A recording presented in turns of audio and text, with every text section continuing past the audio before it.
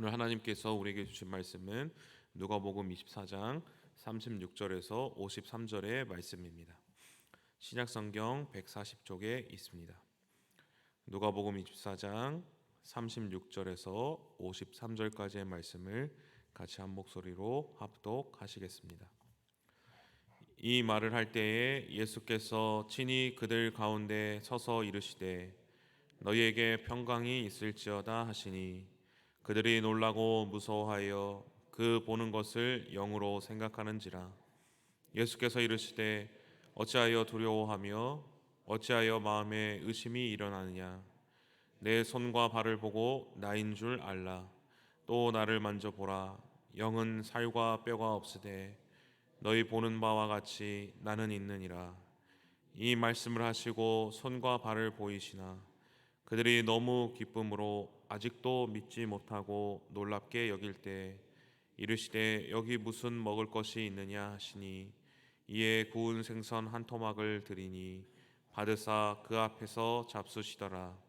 또 이르시되 내가 너희와 함께 있을 때 너희에게 말한 바 곧 모세의 율법과 선지자의 글과 시편의 나를 가리켜 기록된 모든 것이 이루어져야 하리라 한 말이 이것이라 하고 하시고 이에 그들의 마음을 열어 성경을 깨닫게 하시고 또 이르시되 이같이 그리스도가 고난을 받고 제3일에 죽은 자 가운데서 살아날 것과 또 그의 이름으로 죄 사함을 받게 하는 회개가 예루살렘에서 시작하여 모든 족속에게 전파될 것이 기록되었으니 너희는 이 모든 일의 증인이라.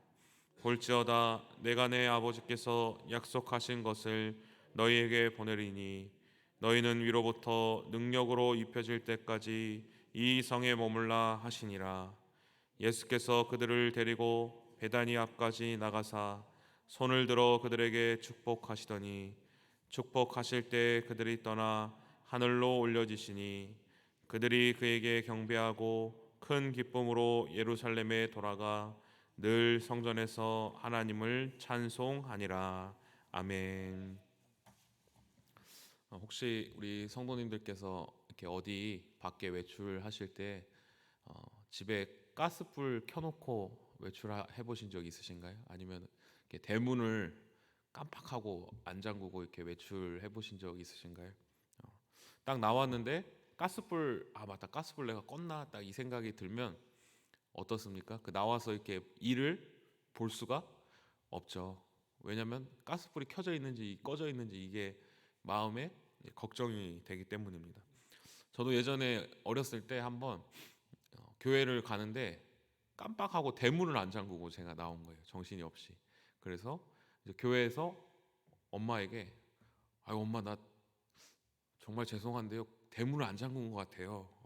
어떻게 됐을까요? 엄마에게 혼났죠. 그리고서는 엄마가 빨리 먼저 집에 가서 대문을 잠그시고 다시 이제 돌아오신 거죠.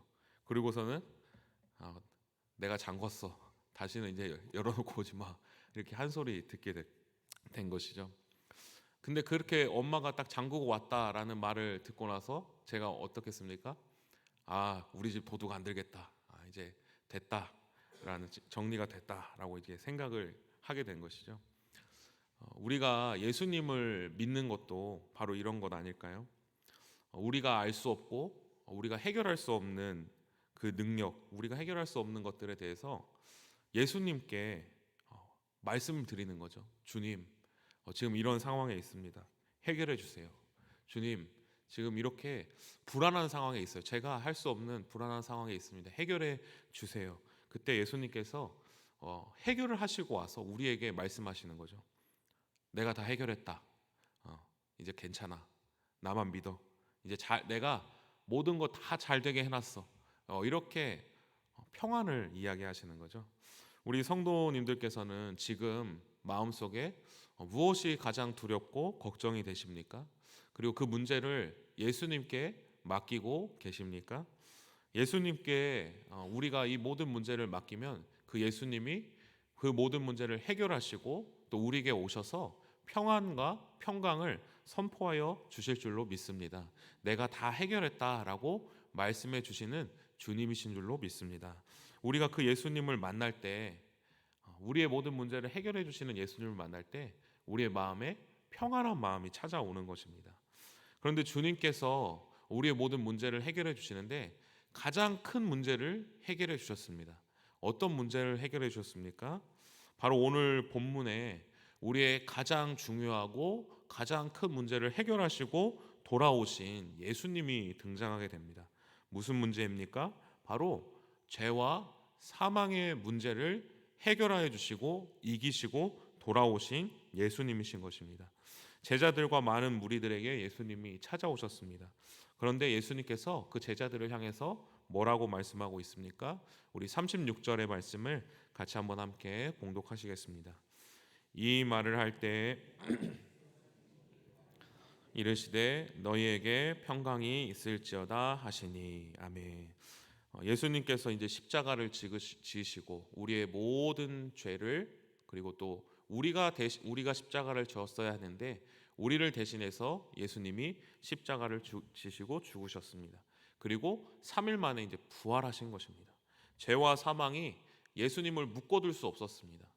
그 죄가 예수님을 꽉 잡아놓고 그 무덤 속에 가둬놓을 수 없었습니다. 예수님이 죄와 사망을 이기시고 승리하시고 부활하시고 제자들에게 다시 나타나신 것입니다. 그런데 제자들에게 뭐라고 말씀하십니까? 평안하라, 평강이 있을지어다, 너희 마음에 두려움과 걱정이 사라져라 라고 선포하는 것입니다. 왜 그렇습니까?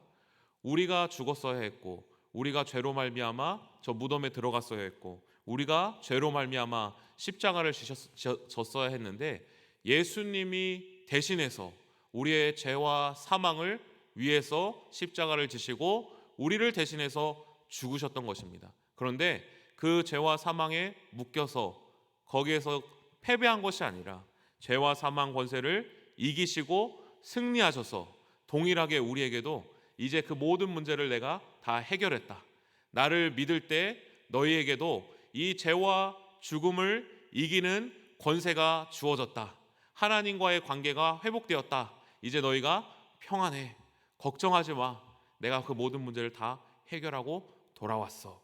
예수님이 이렇게 선포하시기 때문입니다. 오늘 우리 모든 성도님들도 우리의 죄와 우리가 앞으로 죽음이 끝이 아니라 예수님이 죄와 죽음을 이기시고 우리도 그것을 이기게 만드셨다는 것을 믿고 그 평안과 평강으로 나아가는 우리 모든 성도님들 되시기를 간절히 소망합니다. 그렇기 때문에 우리는 그 예수님을 만날 때 우리 가운데 있는 두려움, 죄와 사망에 대한 두려움이 사라지고 주님이 주시는 평안과 평강이 우리에게 충만하게 될 줄로 믿습니다. 그런데 문제는 무엇입니까? 우리가 부활의 주님을 만나야 한다는 것입니다. 우리가 예수님을 만나야지만이 주님이 주시는 죄와 사망을 승리케 하시는 그 평안 가운데 우리가 들어갈 수 있다는 것입니다. 그런데 우리가 어떻게 부활의 주님을 만날 수 있습니까? 우리 38절의 말씀을 같이 한번 함께 봉독하시겠습니다. 예수께서 이르시되 어찌하여 두려워하며 어찌하여 마음에 의심이 일어나느냐. 아멘. 누가복음 24장의 말씀을 살펴보면 부활하신 주님, 다시 살아나신 예수님을 제자들이 어떻게 합니까? 직접 두 눈으로 이제 보게 됩니다. 그런데 부활의 주님을 두 눈으로 보고 나서도 그들이 예수님이신 것을 알아봤습니까? 못 알아봤습니까? 알아보지 못했습니다. 또 오늘 함께 읽은 말씀에서는 예수님이 이제 제자들이 모인 곳으로 나타나셨는데, 그리고 그곳에서 평강을 선포하셨는데 그들이 두 눈으로 예수님을 보고서도 어떻게 하였다라고 말하고 있습니까? 의심하였다라고 말하고 있는 것입니다. 그거 무슨 말입니까? 두 눈으로 보고서도 부활의 주님을 만날 수가 없는 것입니다. 보고서도 믿지 못하는 상황이 벌어지게 되는 것입니다.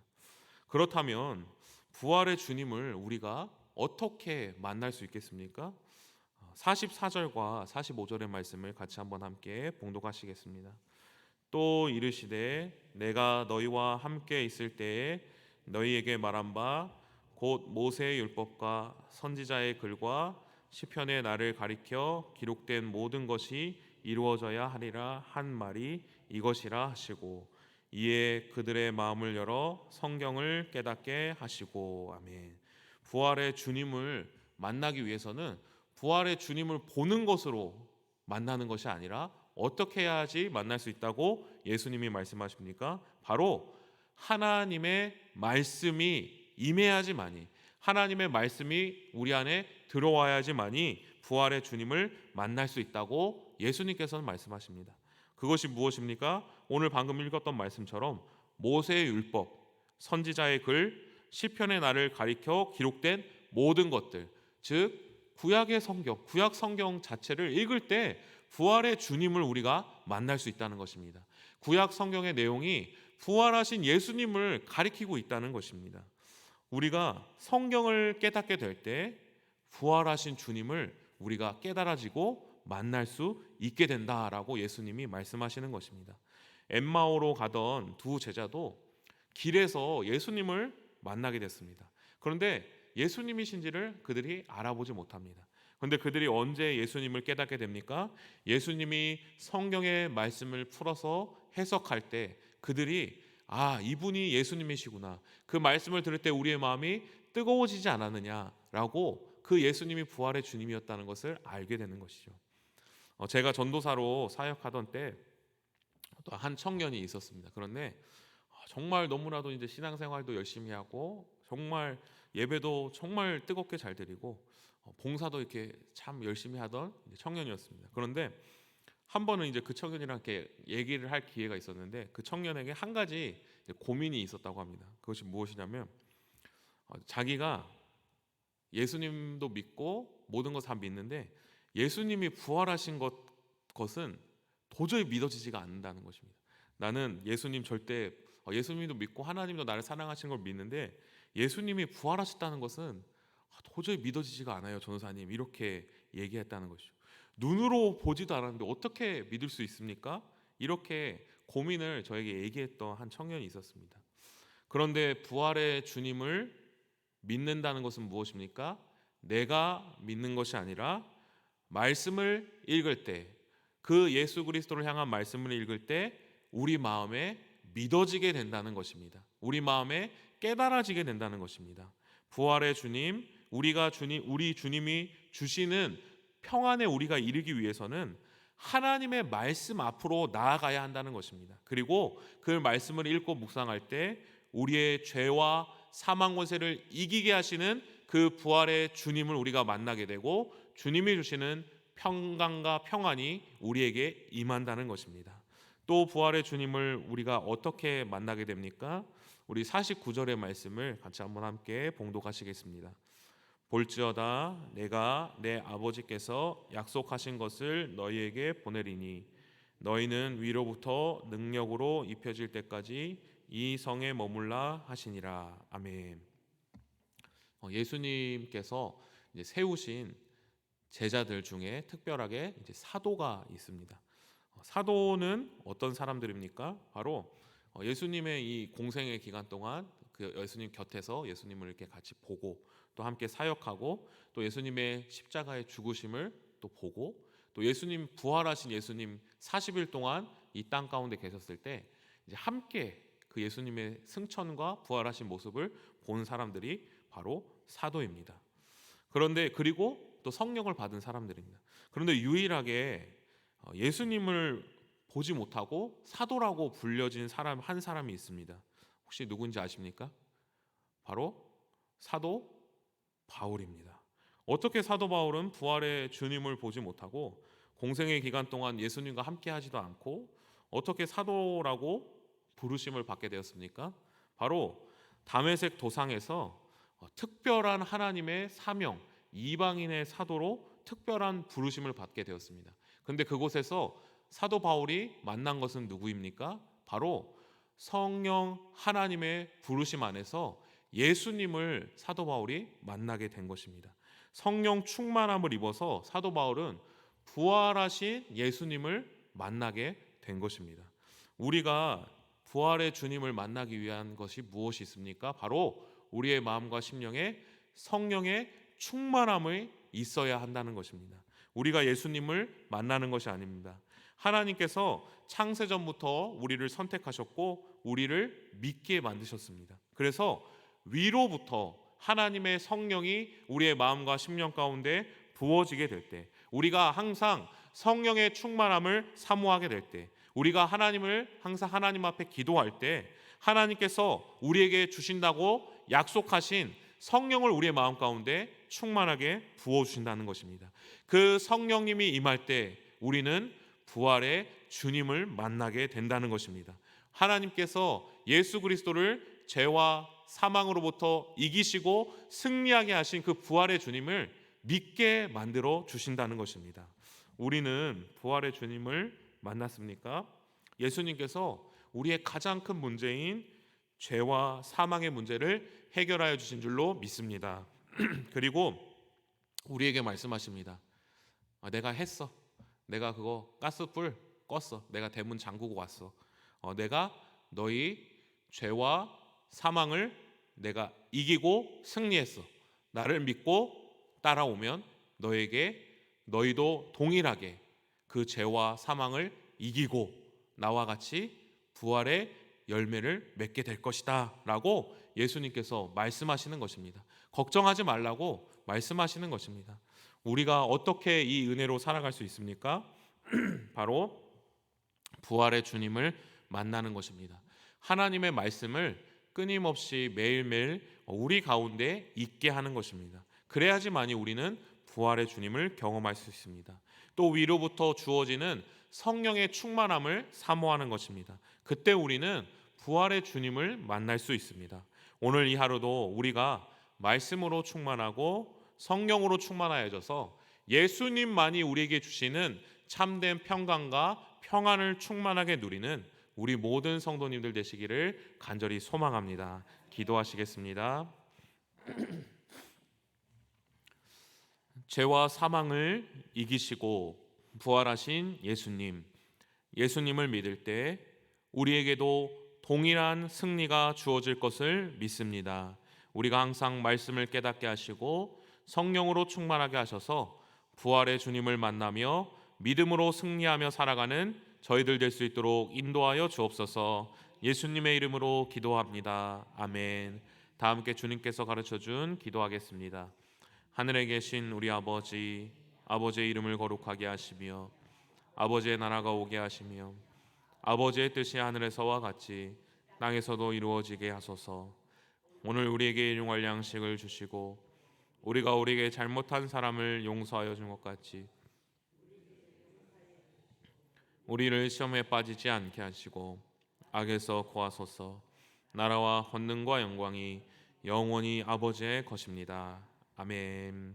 우리 이 시간 계속해서 기도하실 때 오늘 주신 말씀 붙들고 먼저 기도합니다. 성령의 충만함과 말씀의 충만함으로 오늘도 부활의 주님을 만나고 믿으며 승리하며 살아가는 이 하루 될 수 있게 해달라고 함께 기도합니다. 성령으로 충만하게 하셔서 오늘도 마땅히 기도할 바를 알게 하시고 이를 통해 모든 것을 합력하여 선을 이루시는 하나님을 경험할 수 있도록 선교사님들에게 성령 충만과 영적 분별력을 허락하여 주시고 그 땅에 예배가 세워지게 하시며 모든 열방이 주님께 돌아오는 구원의 날이 올 수 있도록 우리 교회에서 한 주간 진행될 모든 사역들이 지역사회의 선한 영향력으로 이어질 수 있도록 전쟁과 테러가 종식되고 복음 선교에 막힘이 없게 하시며 온 세계와 열방에 하나님의 평화가 찾아올 수 있도록 일본 성지 순례를 위해 기도합니다. 은혜롭고 안전한 성지 순례 일정이 될 수 있도록 또 참여하는 모든 팀들 가운데 하나님의 은혜가 깨달아지고 부어지는 시간 될 수 있게 해달라고 이 시간 주님의 도우심을 간구하며 함께 기도하겠습니다. 하나님 아버지 은혜를 감사드립니다.